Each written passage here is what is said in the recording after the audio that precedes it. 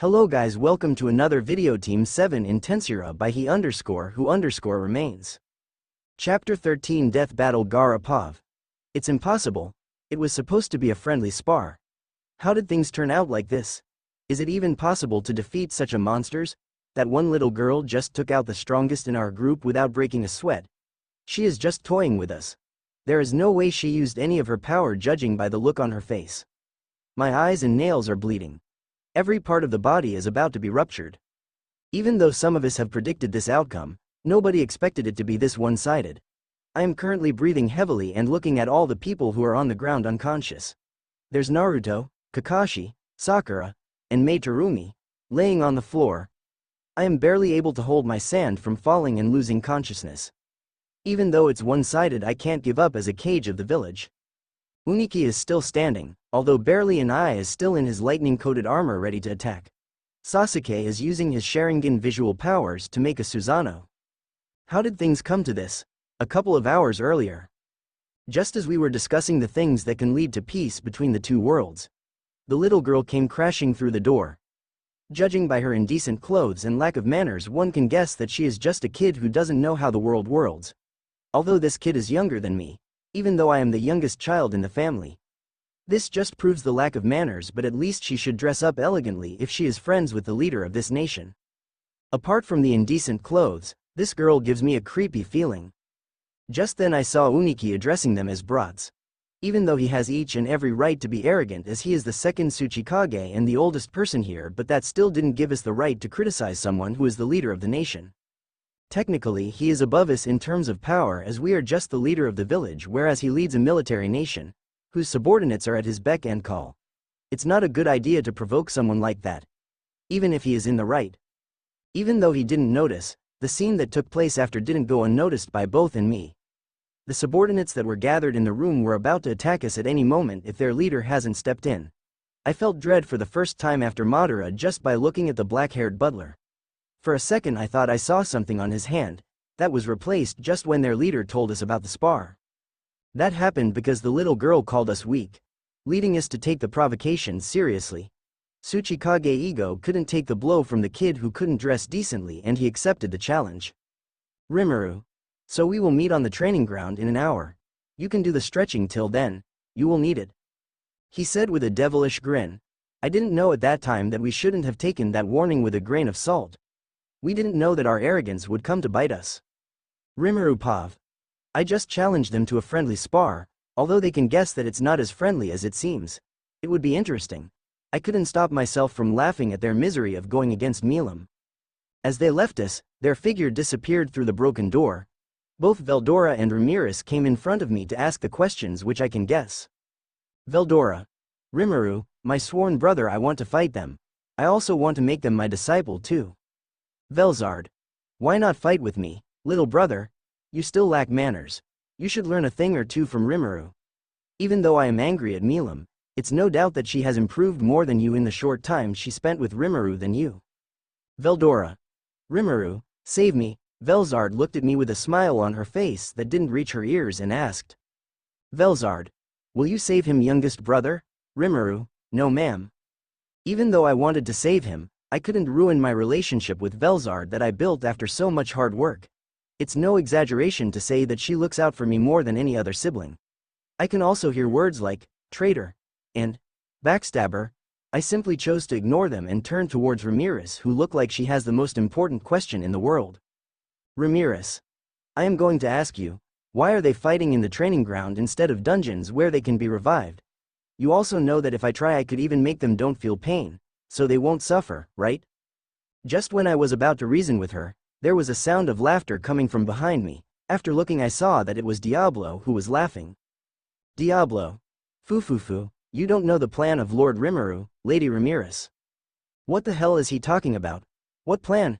I can say I wanted to teach them a lesson, but it's not that I have planned this. This also happened when he talked to Guy about my vision of a perfect world, Volume 12. Rimuru. I am curious. Can you explain this plan to me, Diablo? I really want to know what's going on in his mind. Ramirez. I want to know too. Diablo. Fufufu, you want to show them the difference between us by the show of force. It would help us in negotiation as we already have the upper hand. I can also use my ultimate skill to control them, and if they tried to go against them we could just take them out. Rimuru. Scary. He ended the conversation with the scariest smile I have seen. How can I forget this guy was a menace even in the underworld till I summoned him. Just as I was about to reply to him, Testarossa spoke up. Testarossa. I knew you were prepared for this, my lord, as this was the most logical solution. As for not using the labyrinth is because you want to make them feel pain. So they won't argue any further than they already have. Rimuru. Well, you guys are half right, but I can't leave them after insulting us. So I decided that they should spar and decide the winner. Although it's impossible for us to lose to them, I still say we should restrain ourselves so as to not kill them. Ramirez. You should say that to Milam, Rimuru. I just hope she can restrain herself and not kill them. What am I even thinking about? It's Milam. Well, I guess it's for the better. Everything will be all right, no point in frowning over it. Apav, Rakage.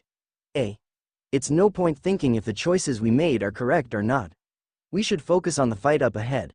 This spar is important for us. Although the opponent this time is a demon lord, I don't think that she would be of any danger as she is just a kid.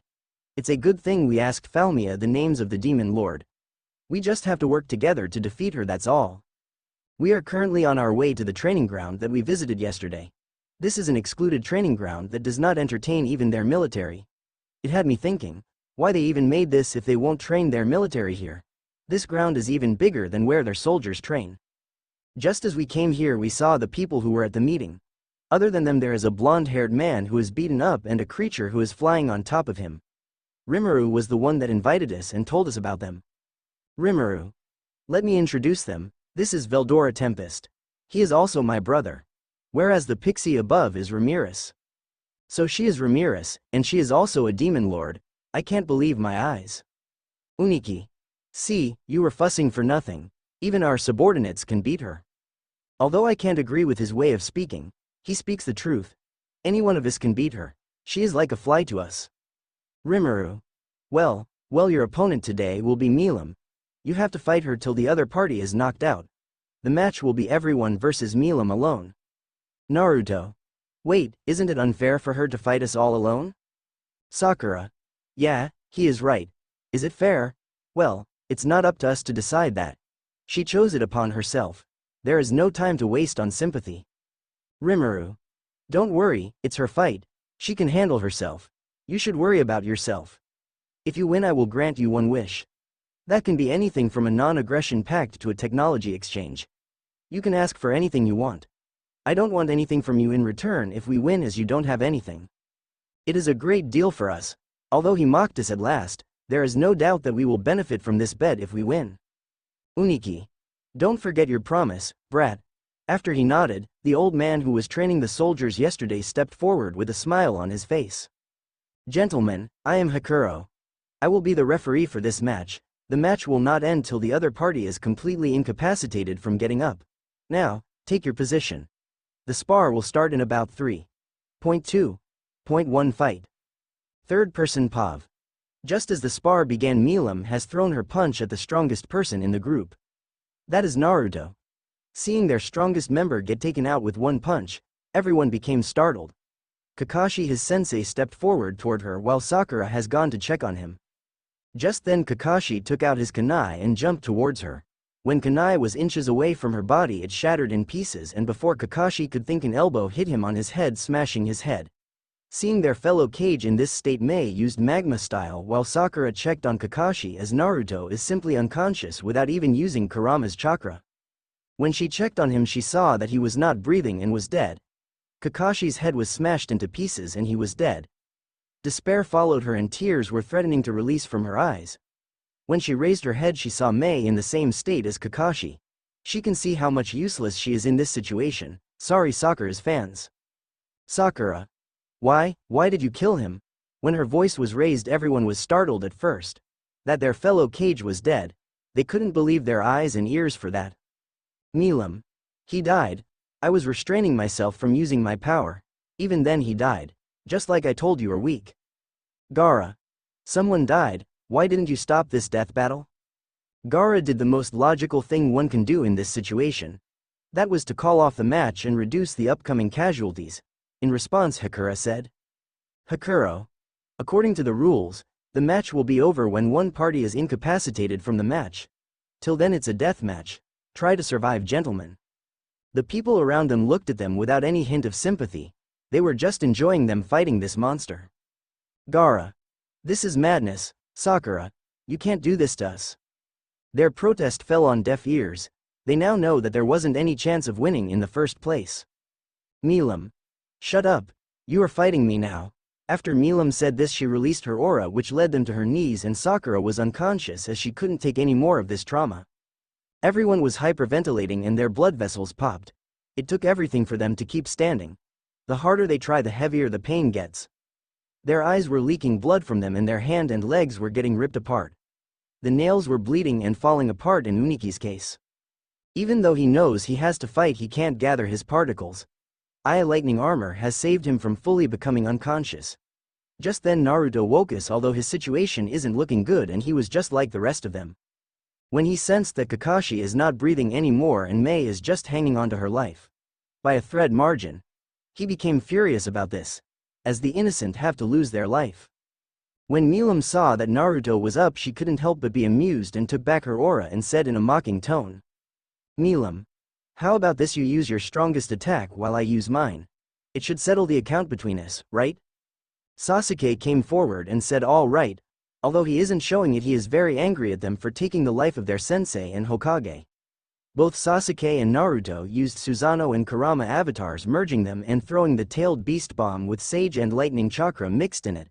There was also a lightning release from Raikage and a particle release from Tsuchikage. They knew that their chances of winning is next to zero, but they still tried. All this was just for Milim to tank the attack that came towards her with her body. Afterwards, they saw her taking the attacks that were powerful enough to destroy the nations in their world and coming out unscratched and laughing at them. She said, "Milim. Wahahaha, it was fun although you were weak. You earned my strongest attack. Drago Nova." That's the last thing they saw.